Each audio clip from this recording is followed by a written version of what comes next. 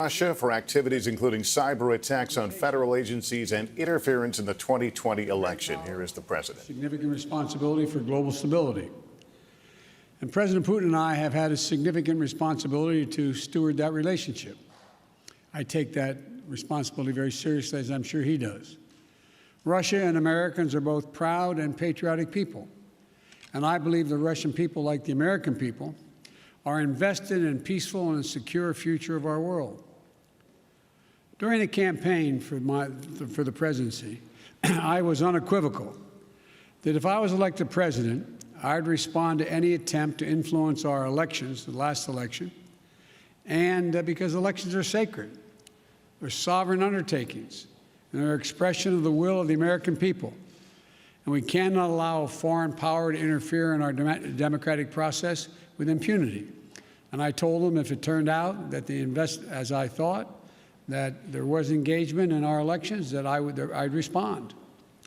Later, during the transition, as we learned more about the SOLARWINDS cyber intrusion, I made clear that I would respond once we determined who had, in fact, conducted a hack on the scope and scale that occurred. When President Putin called me in January after I was sworn in to congratulate me, I told him that my administration would be looking very carefully, now that we had access to all the data, at the issues to assess Russia's role and then determine what response we would make. When we spoke again this week, I told him that we would shortly be responding in a measured and a proportionate way because we had concluded that they had interfered in the election and SolarWinds was totally out of the inappropriate. Today, I've approved several steps, including expulsion of several Russian officials as a consequence of their actions. I've also signed an executive order authorizing new measures, including sanctions to address specific harmful actions that Russia has taken against U.S. interests. I was clear with President Putin that we could have gone further, but I chose not to do so. I chose to be proportionate. The United States is not looking to kick off a cycle of escalation and conflict with Russia. We want a stable, predictable relationship. If Russia continues to interfere with our democracy, I'm prepared to take further actions to respond. It is my responsibility as President of the United States to do so. But throughout our long history of competition, our two countries have been able to find ways to manage tensions and to keep them from escalating out of control. There are also areas where Russia and the United States can and should work together. For example, in the earliest days of my administration, we were able to move quickly to extend for 5 years the New START Treaty and maintain that key element of nuclear stability between our nations. That was in the interest of the United States, of Russia, and quite frankly, of the world. And we got it done. When I spoke to President Putin, I expressed my belief that communication between the two of us personally and directly was to be essential in moving forward to a more effective relationship, and he agreed on that point. To that end, I propose that we meet in person this summer in Europe for a summit to address a range of issues facing both of our countries. Our teams are discussing that possibility right now. And out of that summit, were it to occur, and I believe it will, the United States and Russia could launch a strategic stability dialogue to pursue cooperation in arms control and security. We can address critical global challenges that require Russia and the United States to work together, including reining in nuclear threats from Iran and North Korea, ending this pandemic globally, and meeting the existential crisis of climate change. I also made clear to President Putin that the United States is unwavering in our support of our allies and partners in Europe. In that vein, I expressed concern about Russia's military buildup on Ukraine's border and in occupied Crimea.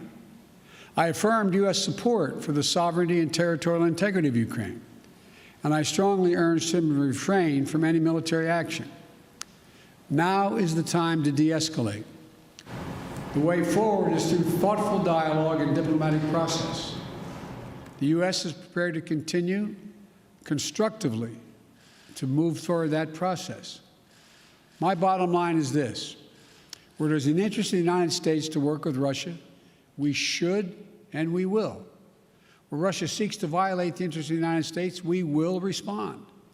We will always stand in defense of our country, our institutions, our people, and our allies. Thank you very much for your time.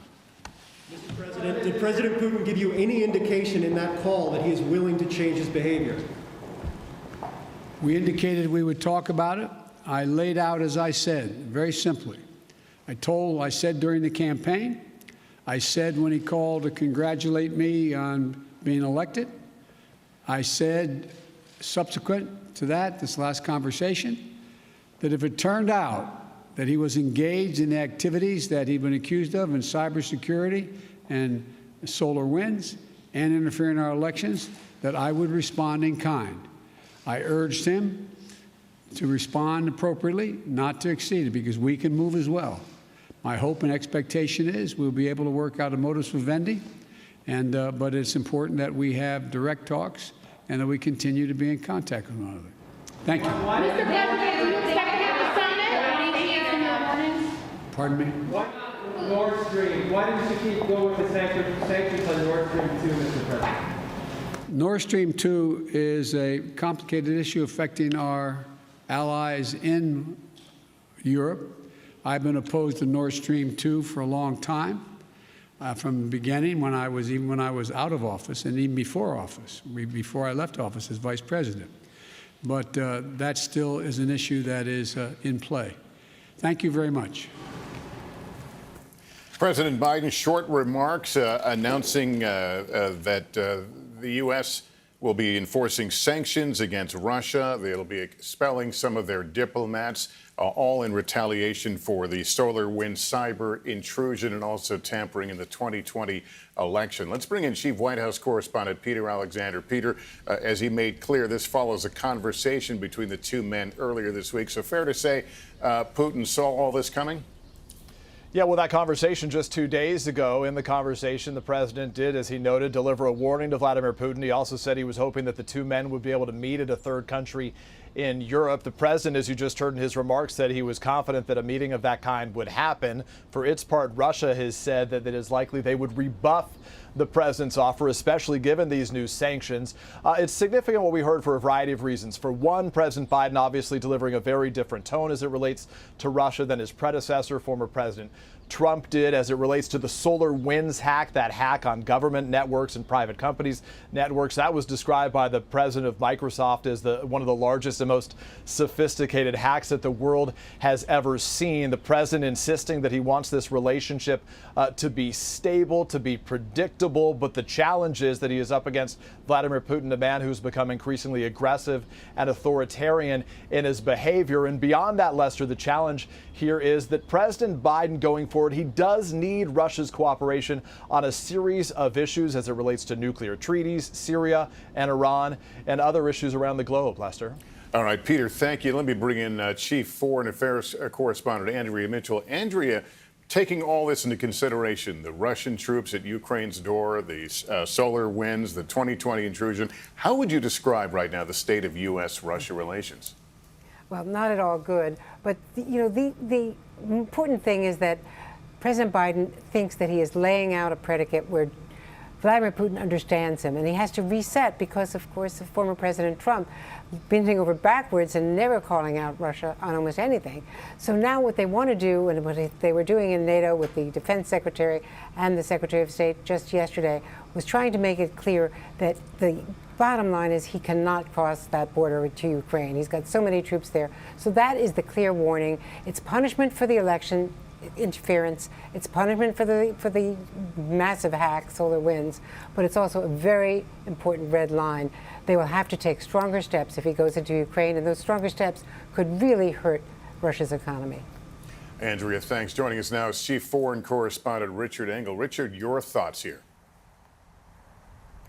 So I think very much like Andrea was saying, this is a new president, President Biden, laying down markers, saying that times have changed, that unlike President Trump, he is not going to give Putin pass after pass, that there will be punishment for cyber interference, for disinformation campaigns, and a very clear warning: do not invade Ukraine. In 2014, Putin took a piece of Ukraine when he took Crimea.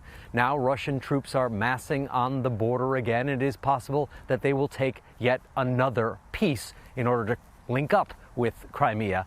And I think we are seeing right now from the president saying, no more interference. These are not the Trump days, and don't cross that border.